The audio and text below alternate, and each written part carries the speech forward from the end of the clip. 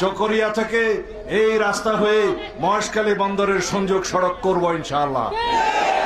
যে সড়ক দিয়ে আমরা আসলাম সেটা বাদেও আরেকটি যেটা সড়ক আছে চকরিয়া বদরখালী সড়ক, পুরাতন যে সড়কের নাম ছিল ক্যাবি জালালউদ্দিন সড়ক, সেই সড়কও আমরা অনেক চওড়া করে আমরা সেটা 2 লেন হোক, 3 লেন হোক, 4 লেন হোক সড়ক সংযুক্ত করে মহেশখালী বন্দরের সাথে সংযুক্ত করবো।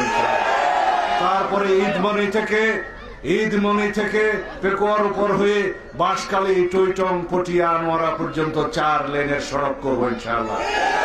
এই বন্দরের সড়কগুলো দিয়ে এতদাঞ্চলের সমস্ত অর্থনৈতিক সমৃদ্ধি বাস্তবায়ন হবে আল্লাহর রহমতে।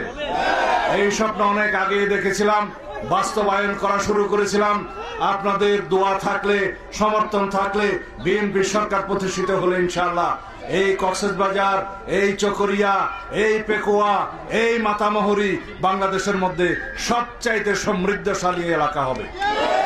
সেটা আমি আপনাদের সামনে শুধু আশ্বাস দিচ্ছি না, আপনারা সেই স্বপ্ন অবশ্যই দেখতে পারেন, আপনারা নিজেরা অনুমান করতে পারেন ইনশাআল্লাহ।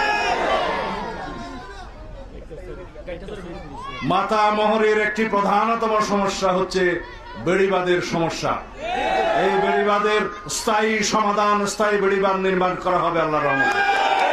গতবারে আমরা সরকারে থাকার সময় অনেকগুলো সুইচ গেট নির্মাণ করেছিলাম বন্যা উপদ্রুত এলাকা হিসাবে, এখানে যাতে বন্যা দীর্ঘস্থায়ী না হয়, অল্প সময়ের মধ্যে পানি অপসারণ হয়, সেই জন্য আপনারা সেই সুইচ গেটগুলো রক্ষণাবেক্ষণ করবেন, পানি সরে যেতে দিবেন এবং বন্ধ করে মাছের চাষ করার মাধ্যমে জনগণের দুর্ভোগ সৃষ্টি করবেন না। যারা করছেন তাদের উদ্দেশ্যে বলছি।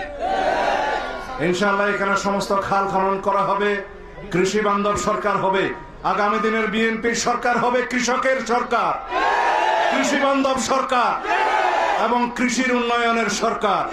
আমরা প্রত্যেক কৃষককে কৃষি কার্ড প্রদান করব, যে এই কার্ডের মধ্য দিয়ে ন্যায্য মূল্যে সার, বীজ সহ সকল কৃষি উপকরণ সে পাবে এবং কৃষি ঋণ পাবে। এইভাবে আমরা বাংলাদেশের কৃষকের সমস্ত অর্থনৈতিক কর্মকাণ্ড উন্নয়নের মধ্য দিয়ে বাংলাদেশের কৃষকের মেরুদণ্ডকে সোজা করবো ইনশাআল্লাহ। সমৃদ্ধ